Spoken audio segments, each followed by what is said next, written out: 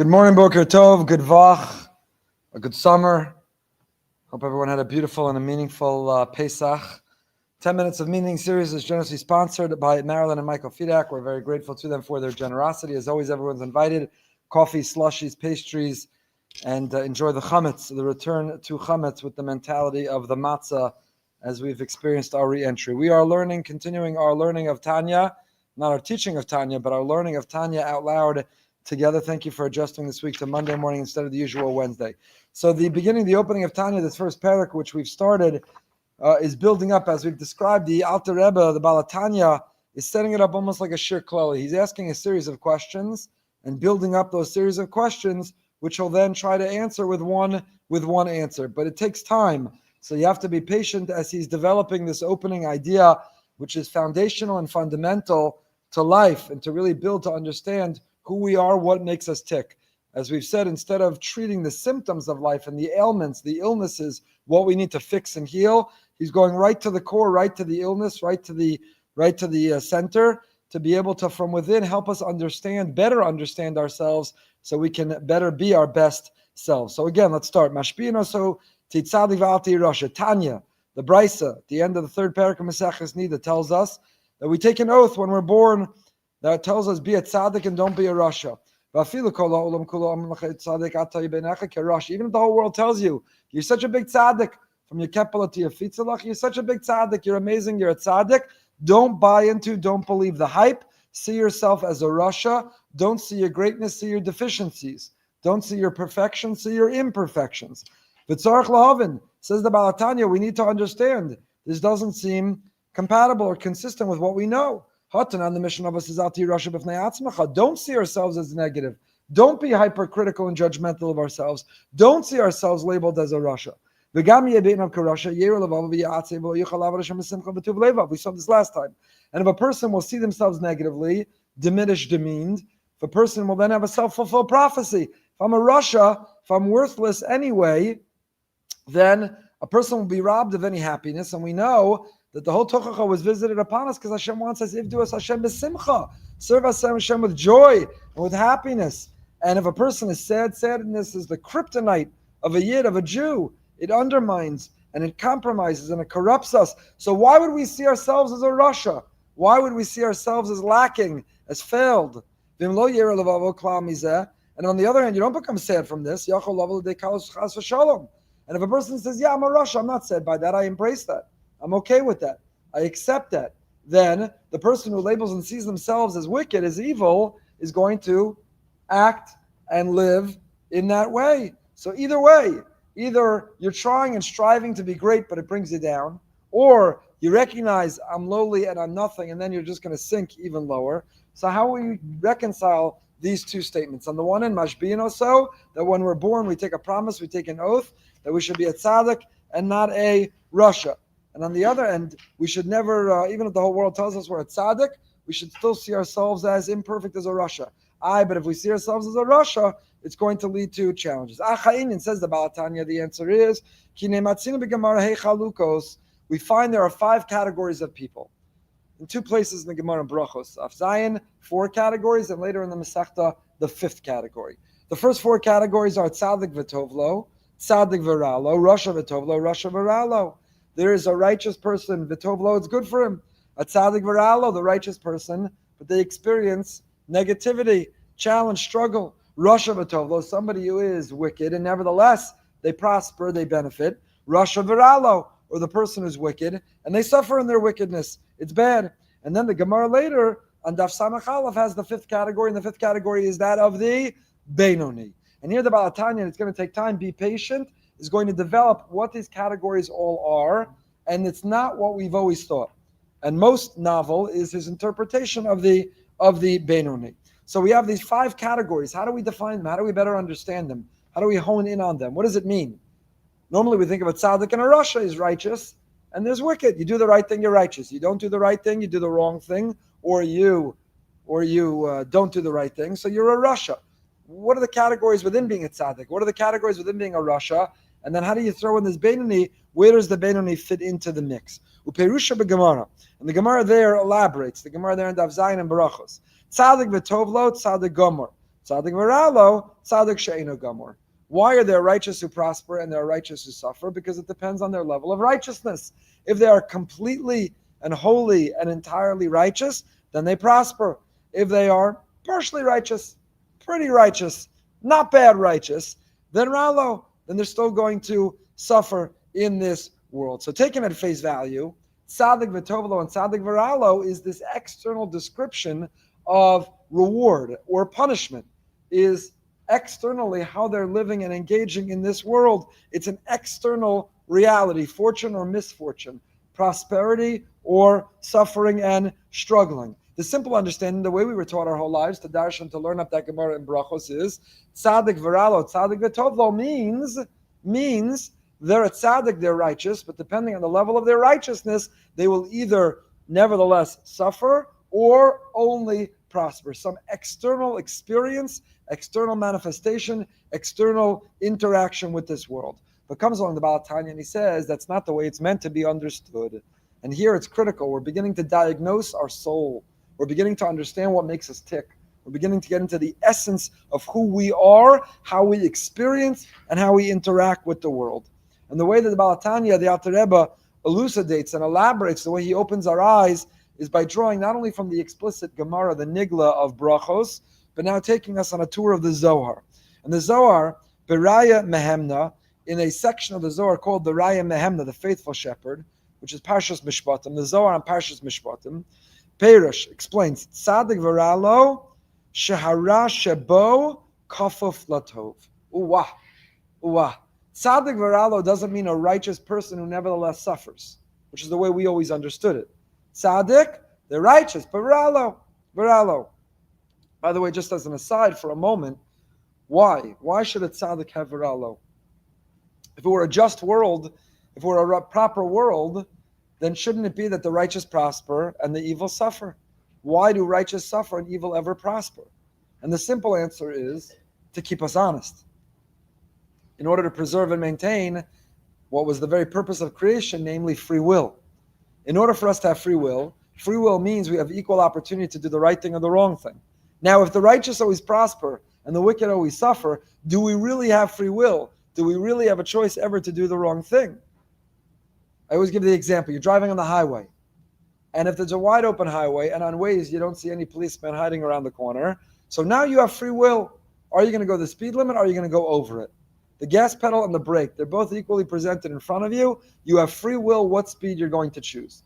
But let's say you're driving on the highway and you're driving right behind the sheriff's car, right behind the police car. Do you really have free will?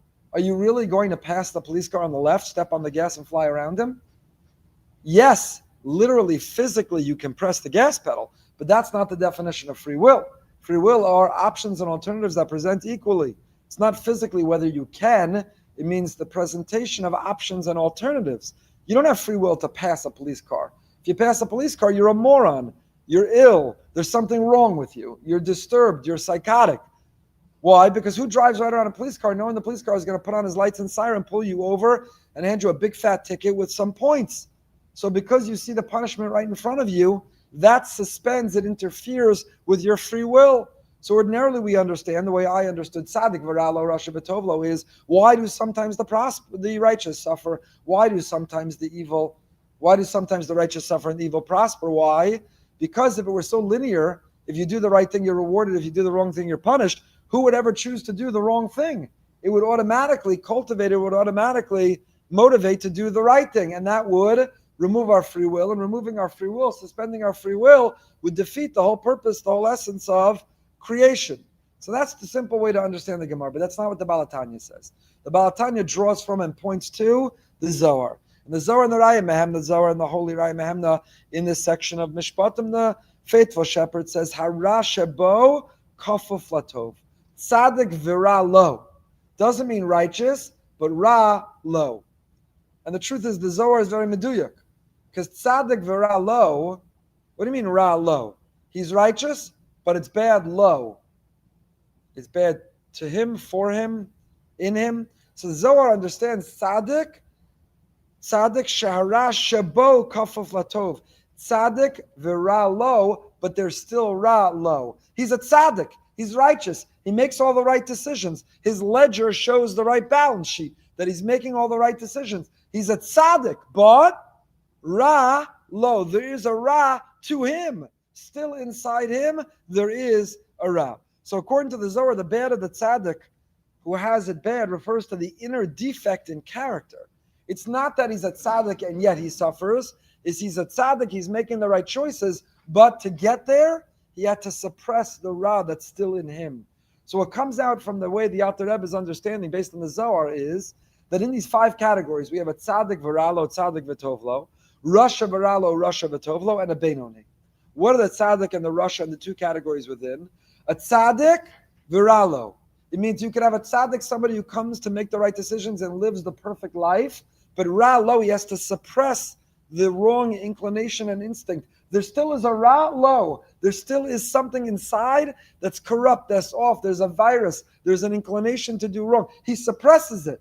He overcomes it. It doesn't have an influence or an impact. It doesn't ba b'cheshbon. It's suppressed. It's overruled. Yet it's ralo. In there, there's a ralo. A tzaddik, the tovlo. There's the perfect tzaddik who not only comes to the correct conclusion, but inside him there is no ra. He's a tzaddik, the tovlo. All there is in his makeup, all there is in his instinct and his inclination, all there is tovlo. And conversely, you have the same thing with the rasha. There's a rasha, the tovlo. The rasha is making the wrong decisions, coming to the wrong conclusions. Ultimately, the decision maker in the rasha is the one choosing the wrong thing, but the tovlo. What he's suppressing is the instinct and inclination to do the right thing. He's overruling and overcoming and suppressing the inclination to do the right thing, and he's a rasha. He's doing the wrong thing. He's a rasha, but a tovlo inside, still inside, somewhere in that makeup, somewhere in that matrix, somewhere in that coding, there still is a tovlo versus the rasha viralo. The rasha viralo makes the wrong decision and doesn't have to suppress any good inclination or instinct. There is no tovlo. All there is ra. So the 4 categories based on the Zohar, the Alter Rebbe is redefined. Tzaddik v'tovlo, tzaddik v'ralo, rasha v'tovlo, rasha v'rolo, ralo, all based on these words of the Zohar, shahara shabo kafaf latov. It doesn't mean the external experience. It doesn't mean the reward or the punishment. It means internally, in that makeup, yes, there's an arbiter, there's a judge, there's an ultimate decision maker of what choice. But what went into that decision? Did anything need to be suppressed? Was anything overruled? Or was it smooth sailing? Was it unanimous? Was it easygoing? All of this leads to and begs the question, if those are 4 categories, those are the Gemara and Brachos Daf Zayin, what about Brachos Daf Samach Aleph that introduces a 5th category known as the Benoni, which is the title of this work, Sefer HaBenonim. This is the book of the Benonim. Benonim, by the way, I saw translated differently. Rabbi Steinsaltz's translation, Benoni, is the intermediary. And in the wonderful work of Rav Chaim Miller, he calls the Benoni the in-betweeners. He calls the book of Tanya the book of the in-betweeners. Now, if you choose the translation of in-betweeners for Benoni, that's not by accident, which we'll see in a moment and we'll get to. So he continues. If a Gemara Sof Parak Testa Brachos, that Gemara later, Tzadikim Yetzer Tov Shoftan. In the case of Tzadikim, the impulse for good, the instinct for right and righteousness is their internal judge. That's the ultimate decision maker. Rishaim Yetzer Hara Shoftan. And Rishaim, the wicked, ultimate decision maker, ultimate arbiter, is their internal judge of what to do in the end of the day, is the Rasha. Beinonim Zev Zeh Shoftan. Now the Gemara introduces that 5th category called the Benoni, and what's different about the Benoni? Zev Zeh Shoftam. There are 2 judges. There are 2 arbiters. There's a battle going on between them. So the tzaddik, the judge, the arbiter, the one who makes the final decision and choice of how to act, what to say, what to think, how to behave, is the good inclination. Even though it has to suppress in the case of the tzaddik, v'ra, lo. The rasha, the judge, the arbiter, the decision maker, is the rasha. Even though sometimes it has to suppress, also inside there is a tov, lo. The Benoni, the intermediary or the in-betweener, the Benoni, Zev Zeh Shoftan, has 2 judges, 2 arbiters. What does that mean? That's what the Baal Tanya, the Alter Rebbe, is now going to go on to try to define the confusion over this term Benoni, and it's critical to define it because this is a Sefer HaBenonim. Halavai Benoni. We don't speak of the Benoni disparagingly. We're not looking down at the Benoni, For the Baal Tanya, the Benoni is the hero of Tanya. The Benoni is what we aspire to. Halavai Benoni. Halavai, we can reach the level of being a Benoni. So if Benoni is the goal, if Benoni is the Halavai, then what is it we're trying to do? What is it we're trying to be? So give me 2 more minutes. Amarabba, Kegon, Ana Benoni. And there the Gemara tells us, Rabbah says, for example, me, I'm an in-betweener. I'm a Benoni. I'm a Benoni. Amale Abai, so Abai says, Lo Shavik Mar Chay L'Chobiria. Abai says to Rabbah, Master, you're denying everybody else's life. If you're a Benoni, if you, the great Rabbah, are a Benoni, what chance, what shot do we have to be a Benoni? What are the odds? How are we going to possibly do it? So we need a lot of clarification about this. So the Alter Rebbe set up a series of questions. Should we see ourselves as a Rasha or not see ourselves as a Rasha? Can we really take a note that we're going to be a tzaddik? What is a tzaddik? What is a rasha? What is a tzaddik v'tovlo, a rasha v'ralo, rasha v'tovlo? And then ultimately all that will help us partially through the process of elimination and partly through the positive process of definition to find what is a Benoni. What is a Benoni? V'gam lahav and masha amar Iyov. And furthermore, we have to understand what Iyov said to Gemara Baba Basa. Ribono shalom and barasa tzaddikim barasa rashayim. Iyov turns to God and says, Master of the universe, you created righteous people and you created wicked people. It's problematic because when the Malach who supervises creation, conception, birth, questions God about the future of a child, the angel doesn't mention in his questions righteous or wicked. What does he say? What does he say? Smart or foolish, athletic or uncoordinated, artistic but he doesn't say tzaddik or rasha. Why? Because God doesn't preordain that. That's the only thing that's left to us. So how could Iyov question God? How could you make tzaddikim and rashaim righteous and wicked when God doesn't make them? We make ourselves. We choose it. How could Iyov assert that Hashem creates righteous people when it's up to us, based on free will, to choose to be righteous? So the Baal Tanya, the Alter Rebbe, has set up all these questions. Shir Klali. A lot of questions. A lot of questions. A stira between what Iyov challenges God and what the Gemara tells us we choose for ourselves. A stira between should we see ourselves as a tzaddik, see ourselves as a rasha. The definitions of the 4 categories versus the 5th. And that's what we'll pick up with next time. Gam lahavin maos hamadregas habenoni. We need real understanding of the in-betweener status. Shavada ena mechta zchuyos umechta avonos. Shem kein echta Rabba ba'atzma lo marshu benoni. Rabba says, like me, I'm a Benoni. I'm an in-betweener. How do we understand Benoni? The Rambam's understanding of the Benoni, as we said, is the scales are even. The tzaddik, a little more good than bad. The rasha, a little more bad than good. The Benoni, 50-50. Scales are even. Exact equal amount of good decisions and bad decisions. If that's the understanding of a Benoni, asked the Baal Tanya, how could Rabbah say I'm a Benoni? You really going to start to say about Rabbah, the great Rabbah, that half the time he made mistakes? That the scales were exactly even and equal? Can't be. It can't be. The angel of death couldn't come and take Rabbah. Why? Because he didn't stop learning even for a moment. So the great Rabbah, who was so diligent and such a masmid, he didn't stop learning even for a moment, so much so that the angel of death couldn't come get him. How could you say that he was half bad decisions if he was whole time learning? The angel of death couldn't even get him. So when Rabbah describes himself as a Benoni, he's not describing as someone who does half the time the wrong thing.